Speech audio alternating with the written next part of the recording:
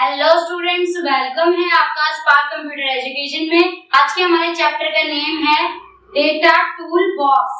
Data tool box. आइए हम चलते हैं अपनी एक्सेल शीट पे। स्टूडेंट्स, हम आ चुके हैं अपनी कंप्यूटर स्क्रीन पर और आज का हमारा चैप्टर है data tools box. Data tools box में क्या क्या ऑप्शंस होते हैं, इनका क्या क्या यूज़ होता है, ये हम इस चैप्टर में कवर करेंगे। ओके, सो डेटा टूल्स में हमारे पास सबसे पहला ऑप्शन आता है text two columns. Text two columns यानी कि अपने किसी टेक्स्ट को कॉलम्स में कन्वर्ट करना। ओके, तो इसको अप्लाई करेंगे हम वन बाय वन। नेक्स्ट हम समझ लेते हैं रिमूव डुप्लीकेट्स। किसी भी डुप्लीकेट वैल्यू को रिमूव करने के लिए हम इस ऑप्शन का यूज़ करते हैं। देन इसके अलावा डेटा वैलिडेशन आता है। डेटा वैलिडेशन में हम किसी डेटा में, किसी सेल में, किसी कॉलम में वैलिडेशन लगाते हैं। वैलिडेशन यानी कि उसको वैलिडेट करते हैं, लिमिटेशन बांधते हैं। ओके, ये 3 टाइप्स के होते हैं, बिटवीन, नॉट बिटवीन, बहुत सारे टाइप्स हैं। वैसे एक चीज़ मैं बताऊं तो ये काफ़ी सारे टाइप्स के होते हैं। उसके बाद आता है हमारा कंसोलिडेट। कंसोलिडेट में हम क्या करते हैं, ये सम करता है यानी कि टोटल करता है हमारे डेटास को ईयरली वाइज। फॉर एग्जांपल, जैसे मेरी कंपनी 3 साल से चल रही है, 3 साल से हमारा डेटा है सेल्स का, वो रन हो रहा है। तो हम क्या है, सारे ईयर्स का डेटा जो है सम करना चाहते हैं उसका, तो उसके लिए हम यूज़ कर लेते हैं कंसोलिडेट का। तो वन बाय वन आइए इसको एक्सेल की शीट पर अप्लाई कर लेते हैं। ओके, सबसे पहले हमारा आता है टेक्स्ट टू कॉलम्स। तो इसको पहले बड़ा कर लेते हैं।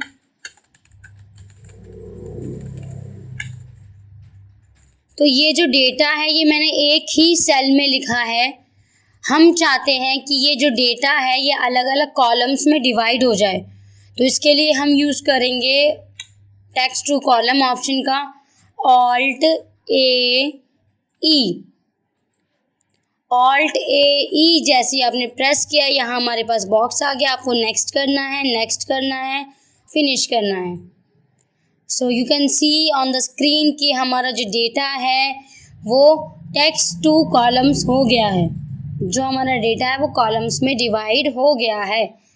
देन इसके बाद फॉर एग्जांपल जैसे मैंने डुप्लीकेट वैल्यूज़ लिखी,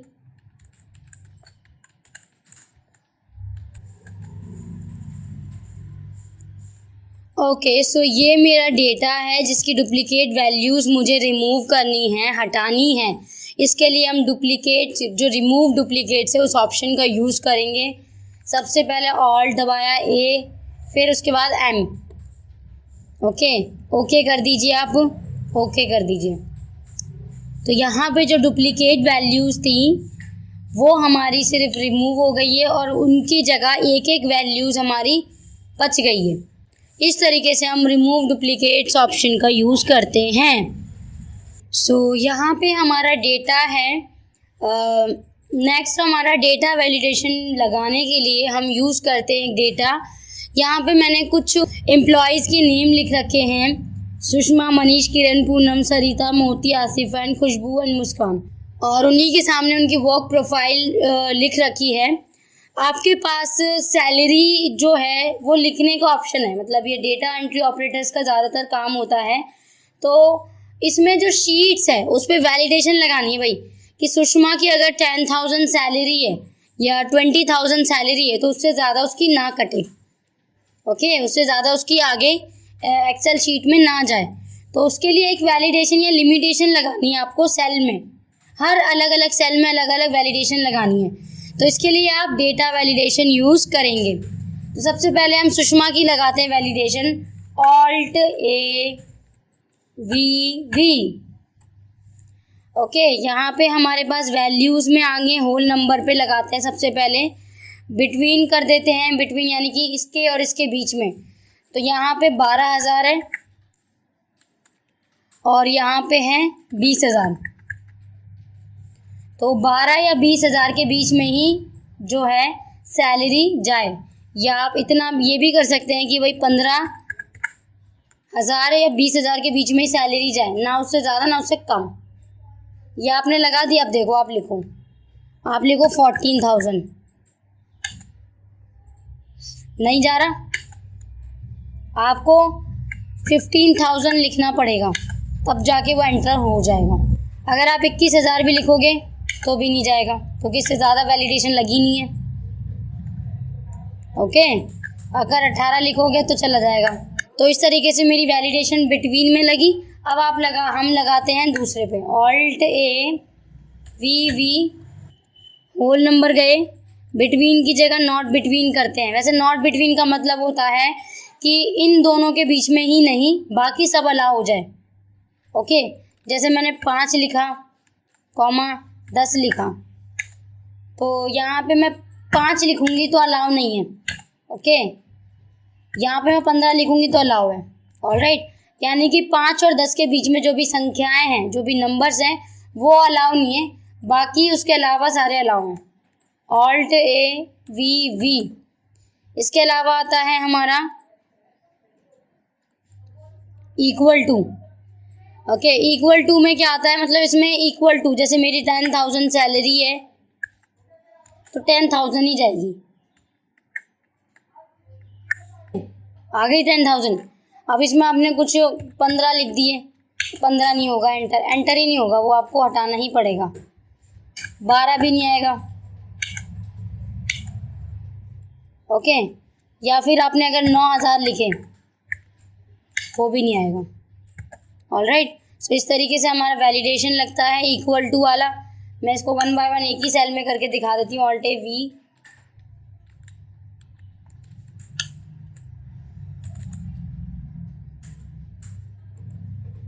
नॉट इक्वल टू में जो बराबर की वैल्यू वो नहीं आएगी, बाकी सारी आ जाएंगी। ओके, ग्रेटर देन में क्या होता है, देखिए ग्रेटर देन में मतलब अगर 5 से ज़्यादा है तो 5 से ज़्यादा सारी आ जाएंगी, लेकिन उससे कम नहीं आएंगी। 4 नहीं आ रही, 5 नहीं आ रही, क्योंकि इससे ज़्यादा बोलिए मैंने, 6 आ जाएगी, ज़्यादा है ना इसलिए।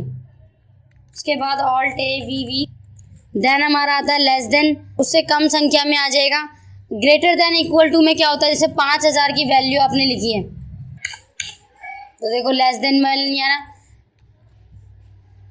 5,000 भी आएगा और उससे ज़्यादा भी आएगा। ओके, तो ग्रेटर देन और इक्वल टू में और less than and equal to में यही फ़र्क है कि भाई जो 5,000 है वो भी आएगा, उससे बड़ा है वो भी आएगा। ओके, इसी तरीके से लेस देन में मतलब 5,000 है वो भी आएगा, उससे कम है वो भी आएगा। ओके, तो ये हमारी डेटा वैलिडेशंस होती हैं। अगर आपने यहाँ पे सपोज लाइक कि मैनेजर है, मैनेजर के कैरेक्टर हैं 1 2 3 6 7 कैरेक्टर्स हैं। अब हम लगाते हैं वैलिडेशन उसकी, हम लगाते हैं वैलिडेशन वर्ड्स की, टेक्स्ट की। तो उसके लिए alt A V V, any value की जगह हम कर देते हैं टेक्स्ट लेंथ, बिटवीन करते हैं 5 और या 8 या 7 के बीच में। ओके, तो यहाँ जैसे मैंने लिखा मैनेजर ऑफ, नहीं आ रहा समझ में, मैनेजर आ गया, तो मैंने 5 भी दिए ना। तो ये इस तरीके से टेक्स्ट वैलिडेशन भी लग जाती है हमारी, और ये काफ़ी इम्पोर्टेंट है वैलिडेशन। सो स्टूडेंट्स, आपको समझ में आया डेटा टूल बॉक्स का कैसे यूज होता है, बहुत इम्पोर्टेंट है। टेक्स्ट टू कॉलम और जैसे भी आप मतलब इन सारे ऑप्शंस को अप्लाई करोगे, कई बार कंफ्यूजन आ सकती है, तो स्टेप बाय स्टेप इनको अप्लाई करो, शॉर्टकट कीज की हेल्प लो और चैप्टर्स को अच्छे से क्लियर करो। So thank you for listening.